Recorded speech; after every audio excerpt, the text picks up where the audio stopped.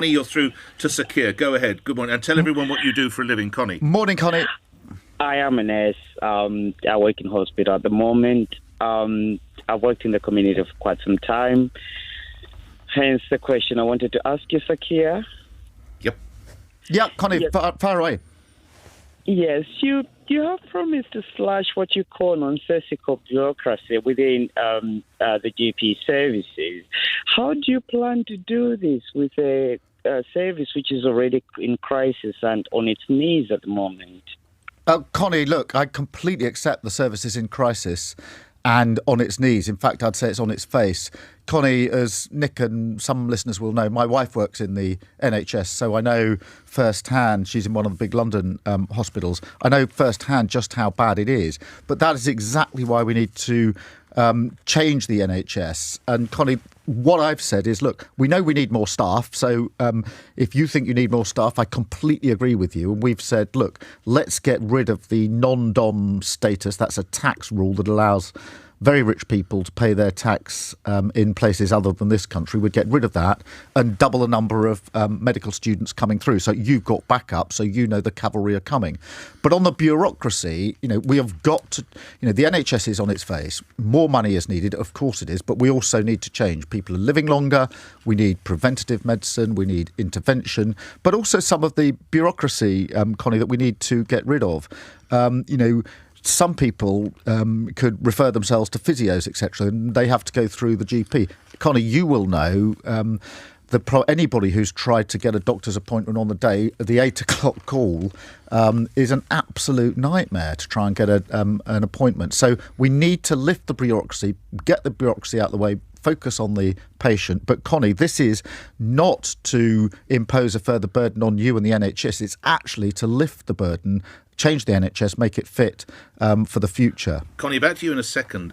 You said yesterday, Sir Keir, if you've got back pain and you want to see a physio, it ought to be possible, I think, to self-refer. You went on, and I quote, if you've got internal bleeding and you just need a test, there ought to be a way that doesn't involve going to see a GP. How am I meant to diagnose I've got internal bleeding? Where's the medical advice there, Sir Keir? Nick, I was trying to be a little bit delicate because it was 9 o'clock yesterday morning that I was having this interview.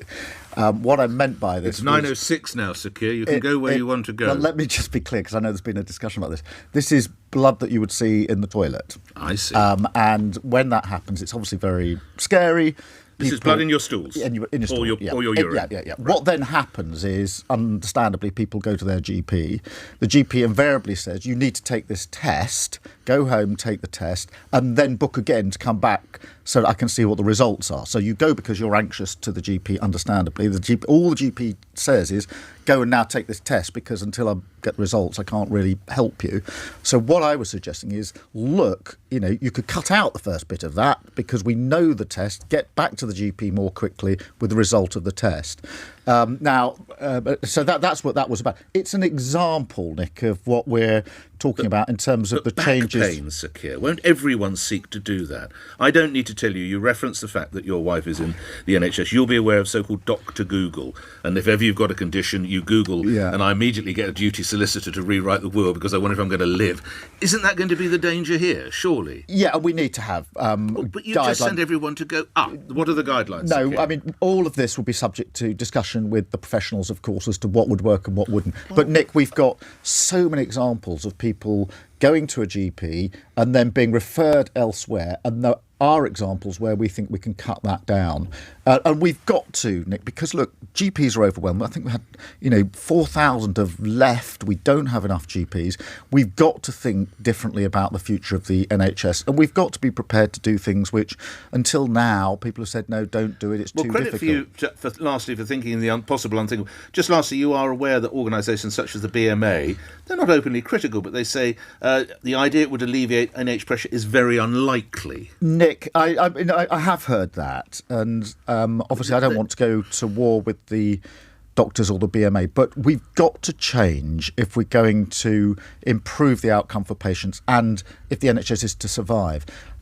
I've always been a reformer of public services. I ran the Crown Prosecution Service and we had to reform it. And every time, Nick, I started to reform anything, there would be no end of people saying, no, don't do it, we've always done it this way, etc. When I started as Director of Public Prosecutions, we still had a paper file. I went to an office in Wales and the van turned up at 4:00 in the afternoon to drive the paper files over the mountain to the nearest court, and I just could not believe that was happening. And with others, we changed to start the work towards a digital file. There were plenty of people then, just as there are now in relation to the NHS, saying, don't do it, it's always been paper, it works very well. But actually, it had to change. Things in the NHS have to change. I'm the deepest believer in the NHS. I've said this so many times. My mum was a nurse, my sister was a nurse, my wife works in the NHS. Her mum was a doctor. So it's deep, but it's so deep that I know that if we don't reform, then the NHS will die, and we've got a duty to change. Has you referenced your wife? Has she ever thought of striking or quitting? No, I mean, she'll speak for herself. But just the state of the NHS. I've had the privilege of meeting your wife. I wonder whether she's ever thought, you know what, Keir, I don't know, I can stick this any longer. I don't think she would quit. Obviously, she'll speak for herself. She loves what she's doing. There is that sense of public service. Because everybody works in the NHS goes there because it's a job and they get paid, but there's also something over and above that, this sense of public service. But it's really tough. Okay. And I just on that, Nick, because I do think it's really important, because there was this suggestion from the government that somehow in return for, better pay, somehow nurses and others needed to work harder. I would remind anybody who wants to go down that route that during the pandemic, certainly at my wife's hospital, and I think pretty well across the country, every day they were off, because it was weekend or a holiday, they got a text saying, could you possibly come in, please? Many of them did, and those that didn't felt guilty that they couldn't. I think to start to say you need to work harder to those people working on the front line at NHS is deeply, deeply insulting. Why so squeamish about the toilet, Sir Keir? Well, it was early on a Sunday morning. I thought, well, anyway, that's... well, we now know what I was referring to. We got to the bottom of things. Exactly. Very good. Connie, good luck with the work you do. Thank you, You're Connie. on the front line. Bless you. Keep at it as we go to our next call. Cam in Nuneaton. Cam, you're on the radio. Good morning. Good morning. Hi, Cam. Good morning, both. Hello, sir. Oh, yeah. I wanted to ask, you received over 350,000 in donations from Dale Vince, but have also condemned Just Stop Oil. Does this contradict your personal stance on Just Stop Oil? Dale Vince is, let me just read this, Dale Vince is the businessman who owns a football club, Forest Green. He's given it as reported £20,000 when you were running for leader. He also gave Angela Rayner £10,000, it says here. He's donated £350,000 to the Labour Party, but also tens of thousands to Just Stop Oil. You're not a fan of that organisation. How do you respond to Cam's question? Cam, I'm not a fan of that organisation. I think, Nick, you and I discussed this either last time or the time before. I think that their actions are wrong. I think they're arrogant. And, Nick, I think I heard this morning somebody who phoned in saying that the ambulances aren't stopped or unable to get. I've seen the visuals of that, and I feel so strongly because, years ago, it would be my mum in the back of that ambulance, and it is somebody else's mum or dad or sister or brother. So I don't, I'm absolutely against what they're doing. Or rather, the party has taken that cash, and you've taken some. Dale Vincent is, look, he donated to the Labour Party. He knows me very well. He knows that nothing that he donates to the Labour Party is going to affect my judgment on this. Obviously, it's up to him what he does with his money, but the fact he donates will not make a blind bit of difference to the tough line that I take in relation to Just Stop Oil. Quick response from you, one sentence if you would, Cam. Well, fair enough. All right. Fair enough, that's what we needed. Cam, thank you for that. We move on. Gail in Kensington. Gail, you're through to Sir Keir Starmer. Go ahead. Morning. Hi, Gail. Hello, Sir Keir. I know Parliament has a great deal on its plate at present, so please be patient with me. Oh, that's all right, Gail, don't worry. The question is, should Harry and Meghan come to the coronation of King Charles in May? Harry's present book has apparently at least 15 errors from reputable journalists, and he is threatening our royal family with an even worse book if they don't apologise to Meghan. For what, pray? All right. I think we need to put a caveat. I've not heard of that threat, but certainly there is a ticklish constitutional issue facing the King and others, I'm sure. Should Harry and Meghan, the Duke and Duchess of Sussex, be president? Sir Keir Starmer. Look, Gail, thank you for raising this. I haven't read the book. Obviously, Will there's you read been it? extensive coverage. I might. I've Under what circumstances tried. would you read it, Sir Keir? Well, interest, etc. I've tried, Gail, not to wade into this. I think politicians in the end have to take a choice. Do you want to wade into these disputes in the royal family or not? I mean, I think it's really sad and tragic that there are these disputes. My view is that we shouldn't wade in. I don't think politicians wading in helps. Obviously, there will come this question, Gail, that you've posed, which is in relation to the coronation. In the end, I think it will probably be down to what the King feels about it, and he'll make his decision. But I'm not for wading into these issues. I think once politicians have waded in, you have to wade all the way in, and I don't really think that. I've never seen an example where that's actually helped the situation. Given that it's possibly going to colour the relationship between father and son, and there's every likelihood you're going to be enjoying regular audiences with the King, don't you need to know some of the background, Sir Keir? Well, probably. And I mean, I certainly, Nick, I hope I'll have regular audiences with the King. That requires us to win the election, which was utterly focused on. I've met the King a number of times. But I've had the privilege of. You met Harry? No, I haven't. But I've with the King, we had if you're leader of the opposition now, it's not uncommon, and I've had one-to-ones with the King for 45 minutes on our own. And that was really, I mean, he's passionate about what he believes in, huge public servant, and I've got a huge amount of respect for him. And I would obviously listen to any views he had on this, should that arise. Can we come back? Thank you for the call, Gail. Can we come back to Just Stop Oil and the story you may have seen on the front pages of one of the newspapers? Police to be given powers to shut down protests before any disruption begins under the Prime Minister's plans for a public order crackdown, which aim to prevent tactics such as slow marching. I sense if you were listening to LBC earlier today, Sir Keir, you probably heard quite a lot about this.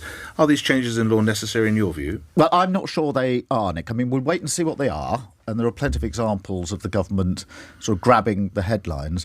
I am as strong as anyone in the argument that we need to take action against Just Stop Oil. I mean, doing yourself to the road, taking those actions, stopping ambulances getting through. Wrong, deeply arrogant, and I want the police to act. What I would say is this. I think the police have the power to act, and that's why I think the Commissioner... Well, respectfully, you should know. I mean, you're a former DPP. You should have a good sense of it, one would imagine. Yeah, well, Nick, I can tell you, in the 5 years that I was Director of Public Prosecutions, we didn't have a single case like this where the file came across my desk and I said, we can't take an action because we don't have the powers. And I think there's a sort of reality check here. What the police want, I think what the Commission is actually asking for is not so much a change in the law, but clarity. Do I have these powers? So if I was Prime Minister, Nick, what I would do, instead of more headline-grabbing legislation, I would get the chief constables into a room, sit them down with me and say, right, what's the problem? Because I don't accept that if you are walking at a sort of funereal pace, that is not obstructing the highway. And I think if the police were told in terms, yes, that is an offence, get on and do something about it, they could get on and do something about it tomorrow morning. My worry with this government is, for every problem, their answer is always, let's do some more legislation. Well, get on with what you've got. I mean, they're doing the same with minimum service levels. Instead of solving the strikes, let's have some more legislation. They did it with small boats. Instead of actually knocking heads together and do something, let's have some legislation. You can't just legislate your way out of every problem. I would get the chief constables in, I'd get the Commissioner in and say, right, what's the problem? Do you need legal clarity? If so, let's get the most senior lawyer we can to give the strongest opinion and test it in court. If we did that, we could actually take this action tomorrow instead of waiting for legislation to go through. I have to say, most serving coppers seem to agree with you on that point, Sir Keir. Let's move to other calls, if we may. Anne in Canterbury, and you're through to Sir Keir Starmer. Go ahead. Good morning to you. Good morning, Nick, and good morning, Sir Keir. Hi, Anne. Hello there. I worked for a number of years as a mainstream classroom teacher. I now work within the Specialist Education Centre. And obviously, Sir Keir, you'll be aware of, not just workload, incredible workload pressures on teachers, but also, substantial financial pressures in terms of real-term incomes and how they've dropped over the last 12 years or so. And I wondered, in view of the forthcoming ballot result for teachers striking, how you felt about teachers going on strike. Well, look, Anne, firstly, Thank you for the work you've done as a teacher and now as a specialist teacher. I know that's tough, and I know that over the last 10, 13 years under this government, it's got tougher and tougher with fewer people, less resources and more pressures.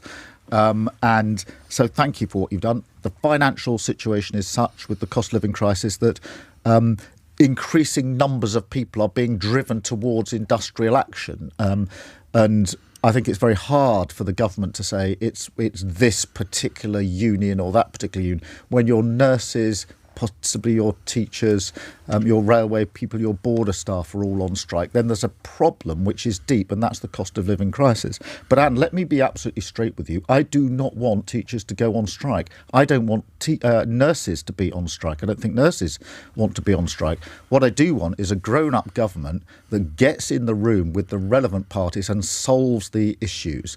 What drives me to points of frustration is at the moment we've got a government that thinks that it's best to sit this out and sit on its hands.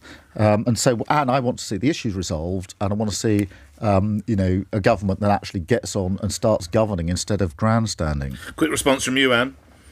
To be honest, I totally agree. I mean, I think as well that you can't underestimate, Keir, exactly what you said about how those professions feel about having to go on strike. I think there wouldn't be a teacher who didn't feel extremely conflicted about whether they should strike, just as the same with health professionals. OK, and thank you for that. Before we come on to the next call, which is going to be you, Adam, there was an horrific event in your constituency over the weekend. We can talk a little bit about it because you know better than I, although there's been arrest, no charges have been brought. I heard you on the radio saying that this possibly speaks to a reform in gun law. What did you mean by that, Sir Keir? This is the shooting, just remind me, this is the horrific shooting at the funeral. Nick, this was an awful shooting over the weekend at a funeral in my constituency in Euston. Obviously, I've been in constant contact with the police and had intelligence briefings, and I need to be careful not to disclose any of that, although I'm pleased that the police have been able to act relatively quickly, and I'm sure I speak on behalf of you and everybody listening to LBC and sending our thoughts and best wishes to the family concerned, particularly the young girl. We've had these incidents from time to time with guns. There was one down in Plymouth, if you remember, last year. Mm-hmm. And every time there's evidence which I am concerned about that people have access to guns that they shouldn't have access to. Now, if it's illegal access, obviously that's a pure matter of the criminal law, but other people where better checks should be taken on the circulation of guns. And so I think that we need to look again as to whether those laws are strong enough. Now, that may or may not help this particular case, and I be careful not to go into the details. This is likely to be an illegally owned gun. Let's rephrase. There are many illegally owned guns out there, Sir Keir. There are many illegally owned guns out there, and there are legally owned guns which I don't think should be in the hands of the people who are legally owning them. What informs you of that, Sir Keir? Well, every time there's one of these incidents, I think after Plymouth, there was then a review of all the cases. So you want tougher restrictions on gun ownership? Each county then looked, and in each case, there were examples where, in my view, the individual should not have been allowed to carry a gun. So you would see gun ownership made even tougher? Yeah. Outlawed completely? No, not outlawed completely, because I think there are farmers, etc., but subject to tighter control. Gun clubs? Again, I mean, for sports clubs, etc., I wouldn't have a problem with that. OK, let's move on to other calls.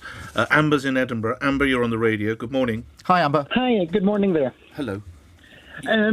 Sir Keir, I was listening to what you said yesterday when you had your interview with Laura Kunsberg. Yes. And now I'm a trans woman living in Edinburgh, and I fought quite hard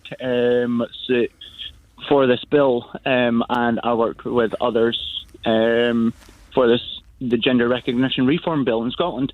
And I was quite surprised at two things. One, you said that you think that 16-year-olds is too young to be able to apply for a gender recognition certificate, when in fact people in Scotland at 16 can get married. And the second thing is you seem to hint at the fact that you think Rishi Sunak is correct at blocking the bill. And as somebody that looks like to be the next Prime Minister and winning the next general election, I'd like to know why. Well, Amber, let me take this in the right, get the tone right in this, because too often, Amber, when there's a discussion about these issues, it slips too quickly, in my view, into sort of a toxic debate with examples being thrown around. I approach this on the basis that I think the British public are pretty respectful and pretty tolerant, and they know there has to be a balance. I approach it on the basis, Amber, that, for 99.9 something % of women, it is all about biology. Sex-based rights matter, and we must preserve all those wins that we've had for women over many years, and including safe spaces for women. But I accept, Amber, and readily accept that there are a small number of people who do not identify with the gender into which they were born, and they are often amongst the most abused in our society, and they should be respected, and there should be a process, as there is under the law, for them to be recognised in the gender they identify with. And that's the law that we've had in place now for a number of years. So I approach it with respect and with safeguards. But in relation, Amber, to your point, I'm afraid I do think that 16 is too young. Now, people will just have different views on this, but I think 16 is too young for that process. What would the right age be, Sir Keir? Well, I would go for 18. The age of adulthood in most cases. So I think that's wrong. I'm also worried, Amber, about the impact on equality laws. That's why various amendments were put down to the legislation in Scotland. Now, I have those concerns, Amber. I think what I want to have, Amber, is a grown-up debate about this. I do think the law needs to be modernised.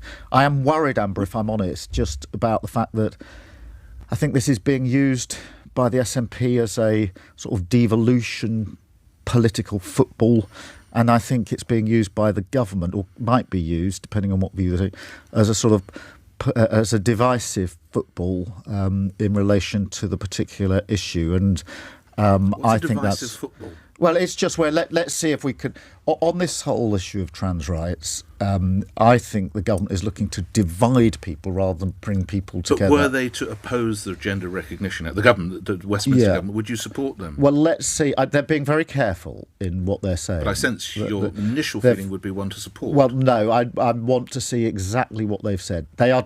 Number 10 is treading very, very carefully, as you would imagine. Well, it's a very delicate issue, of course. And it will be the first time that a provision passed in Scotland ever been blocked. That is a big step for a government to take. I will wait and see what they do and the reasons they say they're doing it, but let's get Amber back I do not want this to be just another political football. Quick response, Amber, from you before we move on.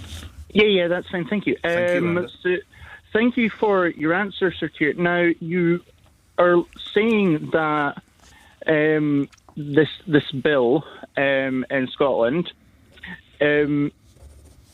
isn't really shaping up to what you would like to see. Yet, literally every single member of Scottish Labour voted for it.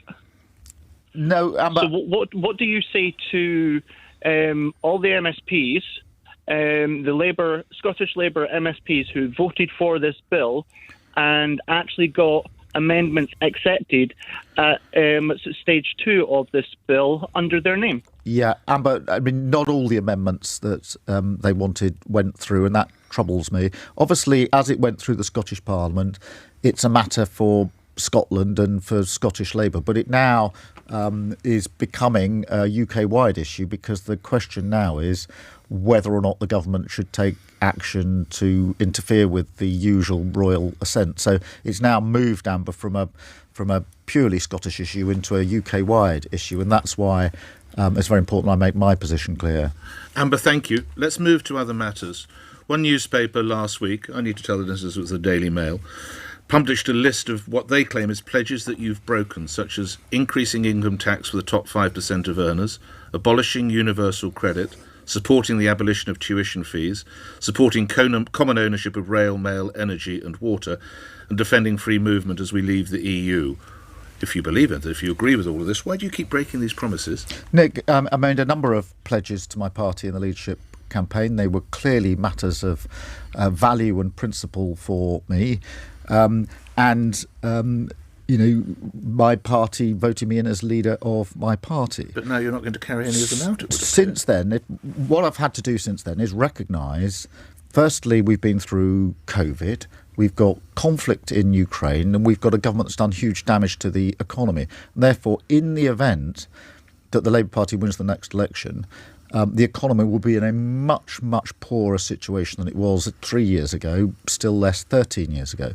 And so I have to be realistic about what is possible. Just to take one of them, Nick, to just give you an idea about how I think and what it is. This is the question of public ownership of various assets. Rail, mail, energy. So when we had the energy crisis last summer and the bills were going up, I asked my team, we have to have a response to this because people's bills are going to go through the roof.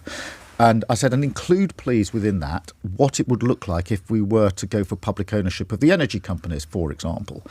And they gave me that option. And they also gave me the option of using the money from windfall tax on oil and gas companies to pay directly for the reduction of bills. And I had to make a political choice, which is, do we use that money to pay off the shareholders for the energy companies? Or do we use it to reduce people's bills in the middle of a cost of living crisis? And I took the political choice, and I'll defend that and explain that. But that is because, as a leader, you have to respond to the situation you're in. But Nick, just one last thing, if I may, on this, because it does keep coming out. Yep. The changes we've made to the Labour Party, the decisions we're making and putting ourselves in a position to serve our country is overwhelmingly supported by the Labour Party. So the sense that there are people there saying, in the Labour Party, saying, I no longer support Keir and his passionate drive to get us into government. That's not the case. The overwhelming majority of the Labour Party are behind what we're doing. And that's why at our conference last year, you saw such a confident, united Labour Party. I was there, and I did. Lastly, the policy from Labour for free bus travel for under 25s in the last general election, is that still a possibility under Labour, or is that now reviewed? Well, it needs to be reviewed. So because that's not going to happen either, is it? Nick, treat the 2019 manifesto as gone. We will write the next manifesto from scratch. Bus travel's gone, isn't it? I will be, there will be no commitment from Labour that isn't fully costed. What we can afford now isn't what we might have been able to afford 3 or 4 years ago. And that's why I said at my party conference, a lot of people scratched their head and said, what's he driving at? I said, there are good Labour things that we won't be able to do as quickly as we wanted because of the situation we'll inherit. Would we be in a better place had Britain voted Labour in 2019? Yeah, we could hardly be in a worse place. Well, we've had no growth, no significant growth in our economy for 13 years. And Nick, with Jeremy Corbyn as Prime Minister, we'd be in a better place. I would just ask everybody listening to this to just maybe close their eyes and ask themselves a question. Do I feel better off than I did 13 years ago? Are our public services better than they were 13 years ago? Is our economy better than it was 13 years ago? I think the answer to that is no. That's why we need change. We've got time, hopefully, one crucial question about Ukraine, if you can take it. It's Adam in Nottingham. Adam, thank you for holding, sir. This is a crucial question. If I could ask you to ask it moderately briefly, I'd be so indebted to you. Adam. Hi, Adam. Morning, Nick. Morning, Sir Keir. Morning. The government's recently pledged 12 Challenger 2 tanks to Ukraine. One of the only good things this Tory government seems to be doing at the minute is to support for Ukraine. Would a Labour government increase support for Ukraine even more so than the current government? Thanks, Adam. Sir Keir. Adam, we would certainly match the government. And Adam, throughout this tragic conflict, I have faithfully tried not to criticise our government because I think there's nothing Putin wants more than division. So I support what the government has said on tanks here. We might go further, but I'm not trying to get one ahead of the government here because I think that would be to play games with a very serious situation. We would work in lockstep with NATO, but do I support the government's stance on Ukraine? Yes. Could they have moved quicker, Sir Keir? Former top NATO commander has described the decision as welcome but tardy. Could they have moved quicker? Look, I think, in fairness to Ben Wallace, the Defence Secretary, who has kept me personally informed of developments, and I'm very grateful for that, he has tried to act in lockstep with NATO, and I'm not going to sit on the sidelines and cause division. I think we need a united front against Putin, and my Labour Party will not play party politics with this for 1 second. You talk about sitting on the sidelines. Yesterday afternoon, you sat on the sidelines. You see what I did there? Come on, the Prem is Arsenal's now, isn't it? It was a fantastic game yesterday, Nick. Who did you take with you? I was with David Lammy. Just remind my listeners which team he follows. Strong Tottenham supporter. So I had a doubly great afternoon yesterday. But listen, I'm of course biased. I'm a lifelong Arsenal fan, a season ticket holder. But this is a great team. It's a real, and as I said to some of the Tottenham fans yesterday, you'd have to really dislike football not to enjoy the football that Arsenal are playing at the moment. The trouble is, every game when you're at the top gets harder. And more nervous, and so we've got a long season ahead of us. But I think this is a title-winning team, but it's tough. And a word on that fan who went after the goalkeeper. Oh, shocking! Really shocking, and Tottenham fans know that as well. Shouldn't have happened. And I hope that he's found and that he's at least banned from ever attending a football match again. Pretty strong stuff. Sir Keir, thanks for joining us here on LBC. Sir Keir Starmer, where the 9:30 news follows this. The Labour leader Sir Keir Starmer has told LBC police already have the powers they need to break up protests. The government announced an amendment to the Public Order Bill, which it says would allow officers to intervene before a demonstration causes disruption. A man is being questioned over Saturday's drive-by shooting near a church in Euston, in which 6 people were injured. A 7-year-old girl remains in a serious but stable condition in hospital. The man is being held on suspicion of attempted murder.